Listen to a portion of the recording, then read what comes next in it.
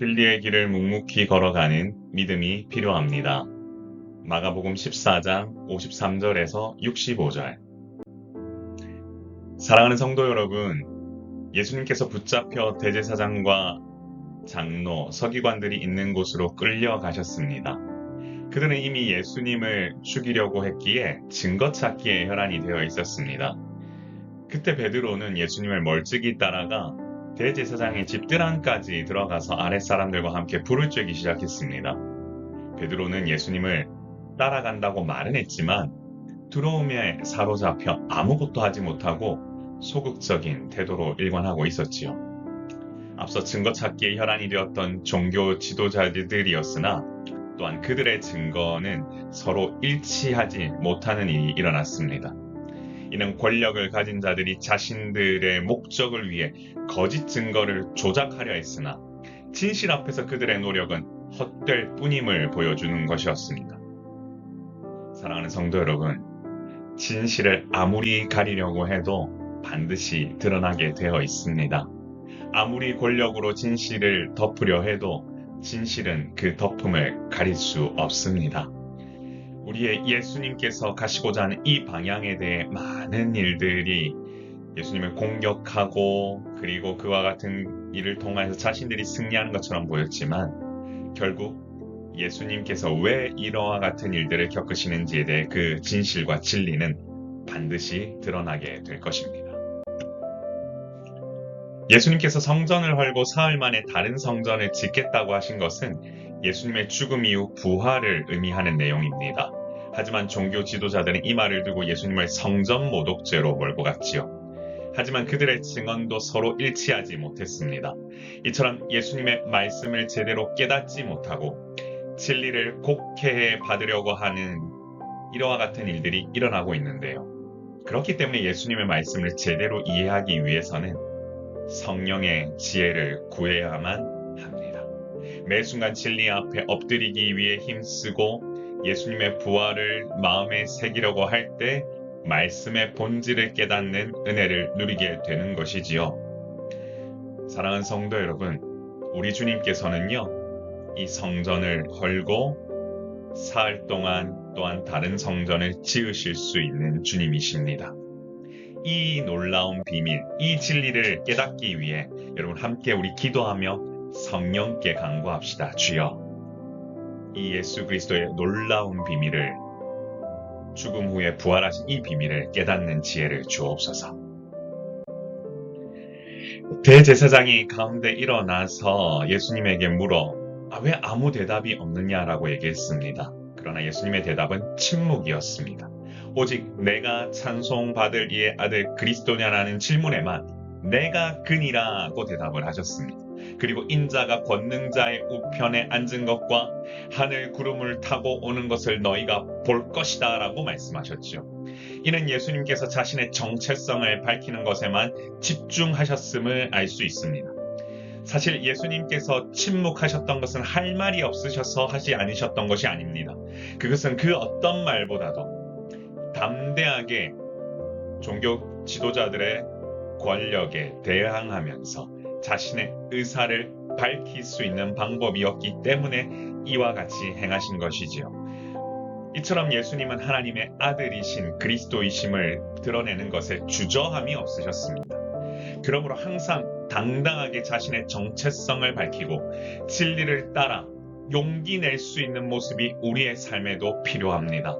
사랑하는 성도 여러분, 그리스도인이라는 정체성을 드러내는데 주저함 없이 용기 내어 나아갑시다. 바로 그 순간 우리 모두는 인자가 걷는 자의 우편에 앉은 것과 하늘 구름 타고 오실 것이라고 하는 그 놀라운 비밀을 발견하게 될 것입니다. 예수님의 신성 고백을 들은 대제사장은 자신의 옷을 찢으며 신성모독이라고 격분했습니다. 공회는 만장일치로 예수님을 사형에 해당한 자로 정죄했습니다.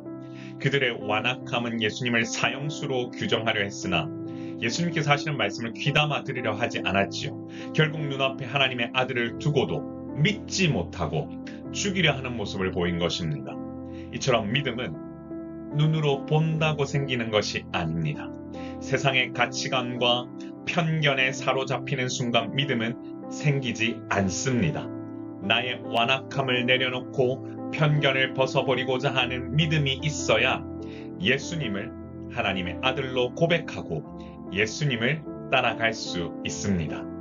사랑하는 성도 여러분, 그리스도인은 믿음으로 사는 자입니다.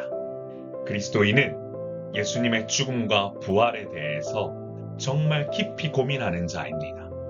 이들처럼 예수님을 조롱하거나 모욕하거나 그와 같은 모습 우리 마음속에서 완전히 지워버리고 주님만 따라갈 수 있는 우리 모두가 되기를 소망합니다. 진리의 길을 묵묵히 걸어가는 믿음이 우리에게 필요합니다. 성도 여러분, 예수님께서 가신 길은 고독한 길이었습니다. 온갖 조롱과 학대가 난무하고 모욕이 난무하는 길이었습니다. 그런데 예수님께서 이 모든 것들을 일일이 대응하지 않으셨습니다. 침묵으로 대응하시기도 하셨고 내가 그니라고 말씀하시며 자신을 드러내기도 하셨습니다. 이 모든 것은 진리신 그리스도께서 하나님의 뜻을 성취하시고자 이 같은 행동을 보이신 것입니다. 하지만 우리의 모습은 너무나 연약하고 소극적이지요. 그러다 보니 믿음 없는 행동 속에서 안전한 길만 찾아가려는 모습도 있습니다. 그러나 주님은 이런 모습보다 우리가 주님의 길을 따라가길 원하십니다. 때로는 침묵이 필요하고 때로는 선포가 필요합니다. 이 모든 것을 지혜롭게 감당할 수 있는 분별력 있는 예수님의 제자가 이 시대에 필요합니다.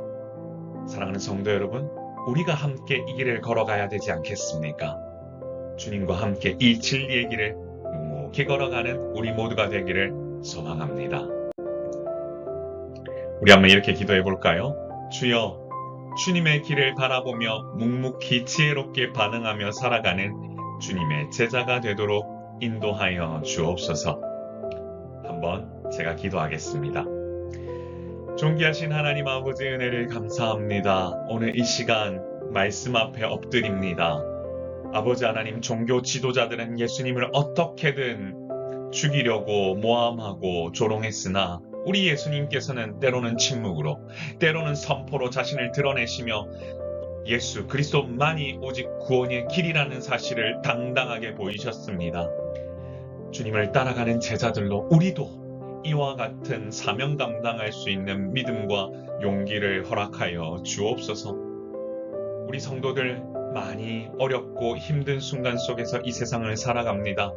그럴 때일수록 지혜롭고 분별력 있는 자가 되게 하시고 바라옵기는 예수 그리스도의 몸된 교회를 세워가는 데 함께 마음 모아 나아갈 수 있도록 인도하여 주옵소서.